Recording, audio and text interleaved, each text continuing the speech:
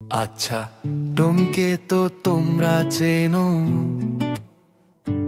আজ সে স্কুল ছুটি পেয়ে সোজা চলে গেল চিড়িয়াখানায়। সেখানে গিয়ে সে যা দেখলো, চলো তার মুখেই শুনি। হাতে একটা টিকিট নিয়ে গেইটে ঢোকে। টমির চোখ ছানা বড়া কত পশু ওই লোকে। প্রথমে দেখলো জিরাফা, লম্বা তার গলা। আকাশের মেঘ ছুঁতে করেছে যেন ছলাকলা। ও টমি, ও টমি, দেখছে কত প্রাণ চিড়িয়াখানার ভিতরে। জুড়ালো তার প্রাণ। বাঘ মামা ঘুমায়, বান্দর খায় কলা।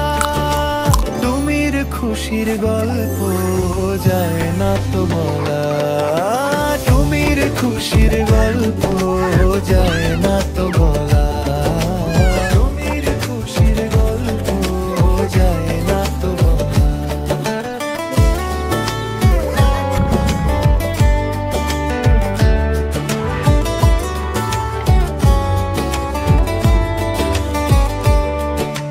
রাজার মতো সিংহটা যেই দিয়েছে হাই, হয়ে টমি দুই পা পিছিয়ে যায় ভাই। হাতি তার সুর দিয়ে ছিটায় যে জল, রঙিন সব পাখিগুলো করে কোলাহল।